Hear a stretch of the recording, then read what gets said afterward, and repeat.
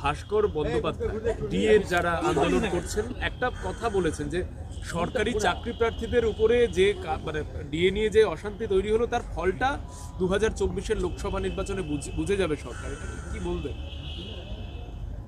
না, আমি এটা নিয়ে বাড়তি উৎসাহ প্রকাশও করব না, আবার নিরুৎসাহ প্রকাশও করব না।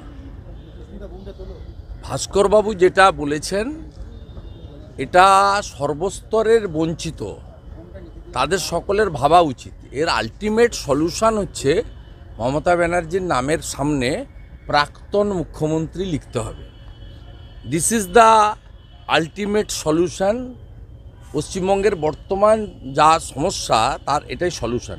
উনি উনার সেক্টরের কথা, কর্মচারী শিক্ষক যারা ডিএর দাবি করছেন বা ডিএ প্রাপক তাদের ক্যাটাগরির কথা বলেছেন, কিন্তু আমি সামগ্রিকভাবে বলবো, যদি পরিযায়ী শ্রমিকদের কথা বলেন, যদি গণতন্ত্রের কথা বলেন, পঞ্চায়েত ভোট হয় না, লুটের ভোট হয়, 60 জন 70 জন খুন হয়, স্কুলের ভোট তুলে দিয়েছে, কলেজের ভোট বন্ধ, সমবায় সমিতির ভোট হয় না, মেডিকেল কাউন্সিলের ভোটে মুরগি কাটা লোক গিয়ে ডাক্তার সেজে ভোট দেয়, সব দিকে গণতন্ত্র বলুন, পরিযায়ী শ্রমিকদের বাবা মা স্ত্রী পুত্র ছেড়ে বাইরের রাজ্যে ফ্লাইওভারের নিচে থাকা বলুন, আনএমপ্লয়েড এডুকেটেড ইউথদের বলুন, 8টা-9টা সংগঠন গান্ধী মূর্তি বা মাতঙ্গিনী হাজরার মূর্তির নিচে বসে থাকা লোক বলুন, সর্বস্তরে যদি আপনি ভাবেন তাহলে এটা হচ্ছে বঞ্চিতদের বাংলা তৈরি হয়েছে বর্তমানে।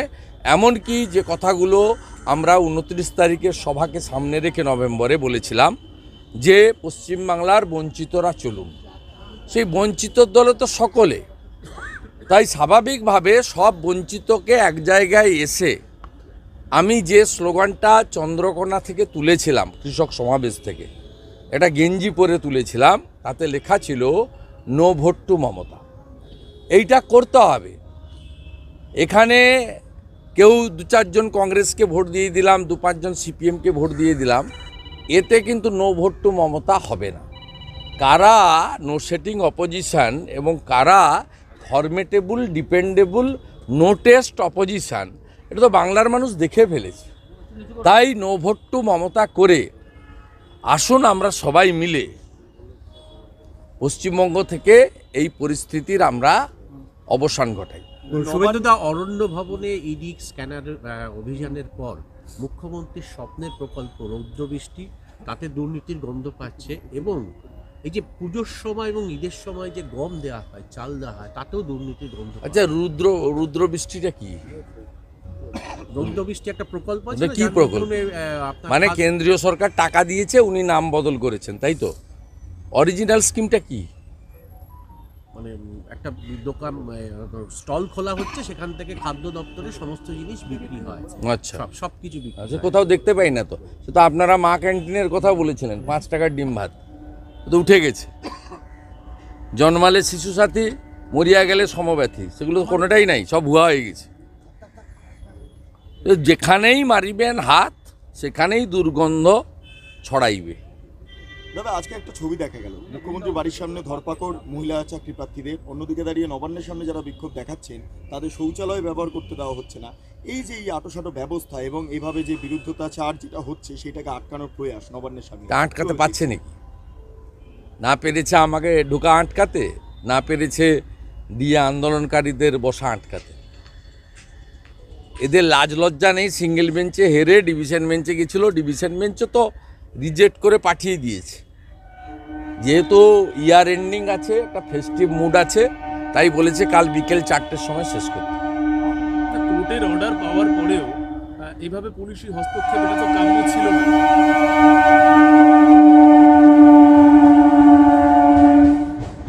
কোর্ট নিজেরাই তো আক্রান্ত, হায়ার জুডিশিয়ারি তো পশ্চিমবঙ্গে আক্রান্ত।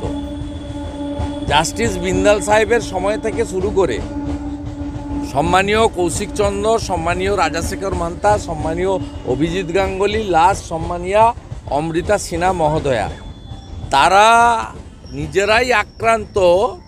অতএব কোর্টকে এই সরকার কি চোখে দেখে বা এই শাসক দলের কাছে কি চোখে দেখে, আমি এখানে এতক্ষণ কলকাতা হাইকোর্টের 350 লয়ারের সঙ্গে মিটিং করলাম। আমরাও প্রস্তুতি নিচ্ছি, ভালো করে প্রস্তুতি নিচ্ছি।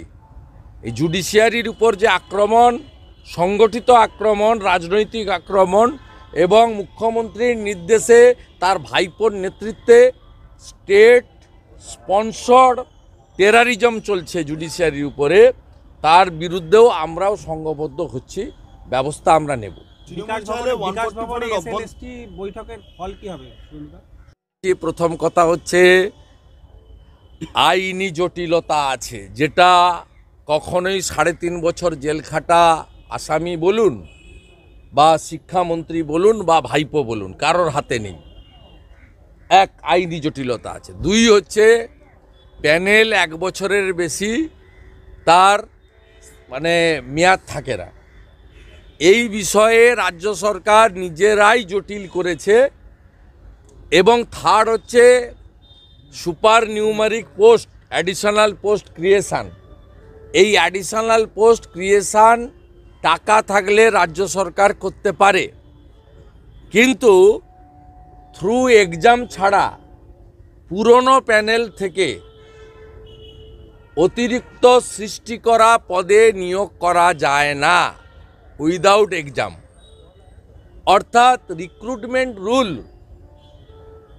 এসএসসির যে নিজস্ব রুল এবং এনসিটি এর যে guideline, national council of teacher education, এটা তৃণমূল কংগ্রেসের মামার বাড়ি নয়। দুর্ভাগ্য এটাই, এই আন্দোলনের সঙ্গে আমরা ছিলাম, আজও শুভেচ্ছা আছে। এদের মধ্যে 2-4 জন যেভাবে চাকরি পাওয়ার জন্য আন্দোলনের মঞ্চটাকে অপবিত্র করছেন, লাভ তো কিছু হবে না। আন্দোলনের যে উচ্চতা এবং গরিমা বা সাধারণ মানুষের সমর্থন ছিল, সেই সমর্থন কিন্তু প্রশ্নচিহ্ন দেখা দিচ্ছে। এরা সবাই খারাপ আমি বলবো না, এই ছেলেপেলেদের মধ্যে এদের একটা চাহিদা আছে। আমি এদের যন্ত্রণাকে ইগনোর করছি না, কিন্তু যেভাবে যে ধরনের লোকদেরকে বাড়িতে চলে যাচ্ছেন বা বলছেন, এতে আপনাদের যে মেধা শিক্ষা তার গরিমা কিন্তু নষ্ট হচ্ছে। তাই আলটিমেটলি ব্রাত্য বসু চাক না চাক, 3.5 বছর জেলখাটা আসামি কিছু বলুক আর নাই বলুক, ভাইপো কিছু প্রতিশ্রুতি দিক আর নাই দিক, রেজাল্টটা হচ্ছে 0, অশ্বডিম্ব। একটা গুরুত্বপূর্ণ কথা বলেছেন, তিনি বলছেন যে সাংসদদের এভাবে সাসপেন্ড করা মনে করি সঠিক হয়নি, অন্যায় কাজ হয়েছে। কোন বিধানসভার স্পিকার? আমাদের বিধানসভা। যে বিধানসভায় গত 12.5 বছরে সংবিধানের 10ম তফসিল মানা হয় না। সংবিধানকে যারা মানে না তারা রাজনৈতিক স্টেটমেন্ট দেবেন। তিনি পানিহাটিতে গিয়ে বলেছেন বিরোধী দলনেতা অ্যাপয়েন্টমেন্ট নিয়ে মুখ্যমন্ত্রীর কাছে যেতেন। কেন মুখ্যমন্ত্রীর কাছে আমি যাব? আমি কি মুখ্য সচিবের কাছে যেতে পারি না? ব্যুরোক্রেসিকে তিনি বলছেন যে মিডিয়া পাবলিসিটির জন্য। শুনে রাখুন মাননীয় অধ্যক্ষ, আমি যদি মিডিয়া পাবলিসিটির জন্য গিয়ে থাকি, আপনার যিনি মালিক মমতা ব্যানার্জি, তিনিও দিল্লিতে গেছিলেন মিডিয়া পাবলিসিটি করতে। আপনার তৃণমূল কর্মীদের, আপনাদের তৃণমূলের কোম্পানির কর্মচারীদের খুব যন্ত্রণা। মমতা ব্যানার্জি সেদিন ফাঁকা মাঠে গোল দিতে পারেনি, স্ক্রিনটা হাফ আপ হয়ে গেছিল। বুঝি যন্ত্রণা। আজকে বলছেন কিছু আইনজীবী নিজেদের আখের বসানোর জন্য কার্যত আইনি জটিলতা তৈরি করছেন, যার জন্য নিয়োগ প্রক্রিয়াটা সম্পন্ন করা যাচ্ছে না। কিছু আইনজীবী কাকে উদ্দেশ্য করে বলছেন? এই যে জুডিশিয়ারির একটা পার্ট হচ্ছে আমাদের আইনজীবীরা, যাদেরকে আমরা এলিট সমাজের ক্রিম বলে মনে করি। এদেরকে অ্যাটাক করা মানে জুডিশিয়ারিকে অ্যাটাক করা, আর জুডিশিয়ারিকে অ্যাটাক করা মানে আমাদের সংবিধানকে অ্যাটাক করা। এদের চুরি দুর্নীতি, মমতা ব্যানার্জির স্লিপ লিখে চাকরি দেওয়া, তার ভাইপোর চাকরি বিক্রি করার ব্যবসাটা কিছু প্রতিবাদী, মেরুদণ্ড সোজা রাখা আইনজীবী কলকাতা হাইকোর্ট, সুপ্রিম কোর্টে লড়াই করে তারা তাদের এই ব্যবসাটাকে অনেকটা বন্ধ করে দিয়েছেন। চাকরি বিক্রির দোকানগুলো এখন অনেকটাই নিবু নিবু করছে। তাই অবক্ত যন্ত্রণা থেকে বিচারপতিদের সাথে সাথে সম্মানীয় আইনজীবীদের অ্যাটাক করছেন। এটা গণতন্ত্রের পক্ষে খুব অশুভ লক্ষণ। এবং ব্রাত্য বসুর মতো একজন নাট্য ব্যক্তিত্ব অধ্যাপক তৃণমূলের মতো একটা জঙ্গি সংগঠনে যুক্ত হয়ে তার এই অধঃপতন আমাদের খুব খারাপ লাগছে। দাদা একটা বিষয় না, দেখা তো কর্তব্য। বিষয়টা হচ্ছে এত বড় একটা মহাযজ্ঞ, এখানে সাধু সন্ত সমাজ এবং সনাতন সংস্কৃতি প্রচারক সংস্থাগুলি তারা এত বড় একটা উদ্যোগ নিয়েছেন। ফাইনাল টাচটা সকলেরই দেওয়া উচিত। যারা নিজেকে সনাতন সংস্কৃতি সনাতন ধর্মের আস্থাশীল বলে আমরা মনে করি, দাবি করি, এবং মাথায় টিকা লাগিয়ে পুজো করে ঈশ্বর ভগবান আমাকে রক্ষা করো, আমাকে ভোটে জিতিয়ে দাও, আমাকে মহান ব্যক্তি বানিয়ে দাও, আমার বিপদ থেকে আমাকে বাঁচিয়ে দাও, এই যারা বলেন তাদের প্রত্যেকেরই এখানে উচিত, এখানে কোনো রাজনৈতিক কর্মসূচি নয়, তাদের এই মহান যজ্ঞে প্রত্যেকের আসা উচিত। যখন হাপন হয়, যজ্ঞ হয়, সেখানে সবাই যে ঘি দিতে পারেন তা নয়। যার যা মনের ইচ্ছা থাকে সেখানে এসে দেন, কেউ ফুলও দেন, কেউ বেলপাতাও দেন, নিজের মতো করে দেন। তা স্বাভাবিকভাবে আমি সনাতন সংস্কৃতিতে বিশ্বাসী এবং যারা আয়োজক তারা আমাদের হিতাকাঙ্ক্ষী। আমি এখানে এসে আয়োজন দেখে গেলাম। ব্যবস্থাপনা মানে সরকারি সাহায্য বর্জিত এত বড় কর্মযজ্ঞ তারা এখানে করছেন।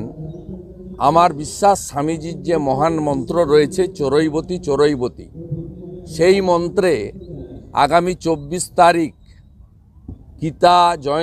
গীতা জয়ন্তী যেটা আজকে হচ্ছে উপলক্ষে লক্ষ কণ্ঠে গীতা পাঠ এখানে একটা ঐতিহাসিক কর্মসূচিতে পরিণত হবে।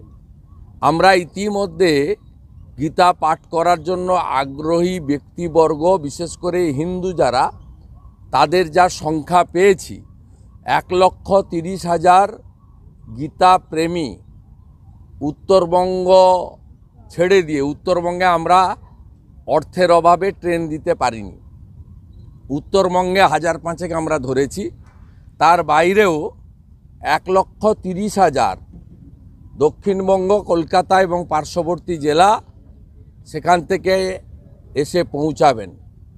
ইতিমধ্যে প্রায় 2-3 হাজার চলে এসেছেন কলকাতা। এই সংখ্যাটা ক্রমে ঘন্টায় ঘন্টায় বাড়বে এবং বহু মানুষ তারা মুখিয়ে আছেন।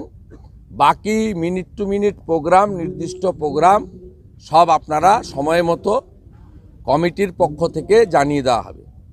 এবং এই সমগ্র কর্মসূচির যিনি প্রধান আকর্ষণ বা পূজ্যপাত শঙ্করাচার্যজি, তিনি ইতিমধ্যে কলকাতাতে তিনি তার আগমন ঘটেছে, শুভাগমন ঘটেছে।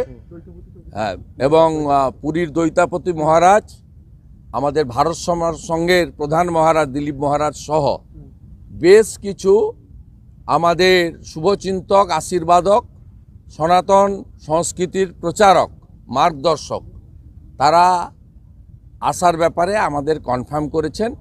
শঙ্করাচার্যজির শুভাগমন ইতিমধ্যে ঘটেছে। আমরা এই বেসরকারি উদ্যোগে আয়োজিত সনাতনীদের প্রোগ্রামে আমরা জানি সরকারের পক্ষ থেকে 1 লিটার জলও পাবো না। জল থেকে আমাদের যা যা ব্যবস্থাপনা লাগে মানে এটা এত বড় একটা যজ্ঞ করতে গেলে তার জন্য সমস্ত স্তরের যারা সনাতন সংস্কৃতির চিন্তক, সেই সমস্ত সংগঠন এক জায়গায় এসে এই কর্মসূচি সফল করার জন্য তারা মাঠে নেমেছেন। আর একটা কথা আপনাদের বলবো, আমরা যারা পাবলিক রিপ্রেজেন্টেটিভ, সেদিন কিন্তু পাবলিক রিপ্রেজেন্টেটিভ, এমএলএ, এমপি, রাজনৈতিক দলের পদাধিকারী বা আপনাদের ভাষায়, আমার ভাষায় নয়, নেতা, আমরা কিন্তু সেদিন কেউ মঞ্চে থাকছি না। আমরা নিচে থাকবো কারণ আপনাদের মধ্যে কারো কারো কষ্ট হবে, তারা আবার কারো কারো আনন্দও হবে। শুভেন্দু সুকান্তরা মঞ্চে জায়গা পেলেন না, সেই জন্য আগে থেকেই বলে দিলাম। কারণ কিছু সংবাদ মাধ্যম তো কার্যত রাজ্য সরকারের বিজ্ঞাপনের জন্য লিফলেটে পরিণত হয়েছে, তাই তাদের কান থেকে ভালো করে ময়লা পরিষ্কার করে শোনানোর জন্য বললাম, সিদ্ধান্তটা আমাদের। আমরা নিচে থাকব, ভলেন্টিয়ারের কাজ করব, আর গীতা যখন পাঠ হবে তখন গীতা পাঠে হিন্দু হিসেবে অংশগ্রহণ করব। এখানে 24 তারিখে সনাতন সংস্কৃতি এবং হিন্দু জাগরণ হবে। মুনি ঋষির বাংলা, শ্রী চৈতন্যদেবের বাংলা, ঠাকুর রামকৃষ্ণ দেবের বাংলা, জগৎজননী মা শারদামণির বাংলা, বাবা লোকনাথ ব্রহ্মচারীর বাংলা, শ্রী প্রণবানন্দের বাংলা। এই বাংলায় আগামী রবিবার, আজকে গীতা জয়ন্তীর দিন দাঁড়িয়ে বলছি, হিন্দু জাগরণ হবে।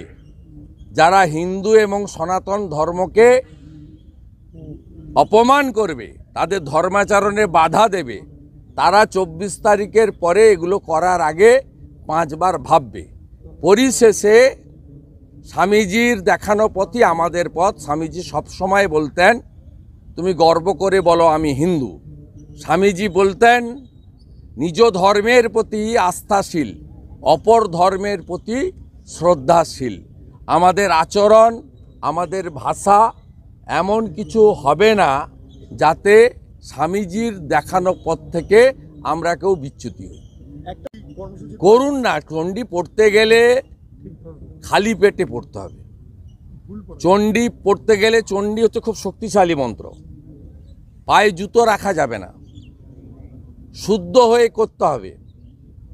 যদি কারোর পরমাত্মীয় মারা যায়, প্রথম বছর কালাসুদ চলে, সেই বর্ষে করা যাবে না। চণ্ডীপাঠ করতে গেলে প্রণব মুখোপাধ্যায়ের মতো চণ্ডীপাঠ করুন, আমরা স্বাগত জানাচ্ছি। দুপুরবেলা ভাত খেয়ে বিকালবেলা ইফতার পার্টিতে যাওয়ার মতো চণ্ডীপাঠ করবেন না। আর একটা বিষয় শেষ, সেটা হলো যে শাসক দলের যারা রয়েছে তাদেরকে এইতে আমন্ত্রণ জানাচ্ছেন, এই যে কর্মসূচি, সেখানে শাসক দলের যারা রয়েছেন বা অন্যান্য কোনো দলের প্রোগ্রাম নয়, তো গেরুয়ার প্রোগ্রাম। আমাকে কেউ ডাকেনি, আমি প্রথম থেকে এদের সঙ্গে আছি, এরা ভালোবাসে। আমি তো বলছি আমরা ভলেন্টিয়ারের কাজ করব। যদি কোনো মাঠে যদি কোনো নোংরা পড়ে থাকে, ঝাঁটানোর কাজ করব, গীতা বিতরণের কাজ করব, ভলেন্টিয়ার ব্যাচ থাকবে। অর্থাৎ এখানে এদল ওদল কিছু নেই। জালি হিন্দুরা একটু দূরে থাকবেন, আর যারা প্রকৃত হিন্দু তারা আসবেন। তারা কোন দল আমাদের দেখার দরকার নেই, ঠিক আছে? ওটা বাইরে বলবো। আমার এখন থেকে অ্যাসেম্বলি আছে, অ্যাসেম্বলিতে আমার অফিসে কিছু কাজ আছে, তারপরে আমার বিজেপি লিগ্যাল সেলের সঙ্গে একটা মিটিং আছে, ওইখানে আসতে পারেন, বাইরে থাকবেন, আমি বলে দেবো। ওই কোন হোটেল? ফ্লোটেল। पूरा तैयारी आपका आंख के सामने है, जबरदस्त तैयारी है। पिछले साल संत समाज ने मायापुर जो इस्कॉन हेडक्वार्टर है वहाँ 5000 की गीता पाठ किया, एक साथ 5000 भक्तों ने, श्रद्धालु ने। इस बार 1 लाख से ज़्यादा हम लोग का जो एक्सपेक्टेशन है, 1,30,000 30,000 आदमी यहाँ गीता पढ़ने के लिए आ रहा है। तैयारी पूरा है। हमारी प्रदेश में सबसे बढ़िया माठ है ब्रिगेड परेड ग्राउंड। इस माठ पर गीता की जयंती जो आज है, उसका गीता जयंती का अवसर पर संडे होगा। इसमें सब श्रद्धालु, जब जितना भी हिंदू आदमी है, सनातन संस्कृति को मानते हैं, सब आएगा। गीता कोई रिलीजियस बुक नहीं है, ये साइंस है। पूरा वर्ल्ड में गीता के सब लोग मानता है। सब लोग आइए, गीता पढ़िए, गीता में जो बात है उसको मान के चलिए। आपका भलाई होगा, समाज का भलाई होगा, देश का भी भलाई होगा। इस कार्यक्रम को भाजपा से जोड़ा जा रहा है, तो आप लोगों की भूमिका उस दिन मंच पे रहेगी या नीचे? इस कार्यक्रम को भाजपा के साथ जोड़ा जा रहा है? नहीं, नीचे ऊपर का बात नहीं है। संत समाज रहेगा, हम लोग गीता पढ़ने आएगा। और उस दिन हम लोग जो देखिए, पॉलिटिकल आइडेंटिटी दूसरा बात है, पॉलिटिकल आइडेंटिटी का साथ इसका जोड़ने का कोई सवाल ही नहीं है। आप मुझे पूछिए, शुभेंदु अधिकारी एक ब्राह्मण घर का लड़का है, शुभेंदु अधिकारी भारतीय है, हिंदू है, हिंदू के नाते शुभेंदु अधिकारी आएगा, कोई भाजपा नेता प्रतिपक्ष एमएलए के नाते नहीं आएगा। इसलिए हापन से लेकर शंकराचार्य जी का मार्गदर्शन वो ऊपर से ही होगा। आज जो श्रद्धालु है, हिंदू मानने वाला आदमी है, गीता को मानने वाला आदमी है, शंकराचार्य जी का भाषण सुनने के लिए आपका ग्राउंड में, यहाँ खुला जमीन में बैठना पड़ेगा। ठीक है।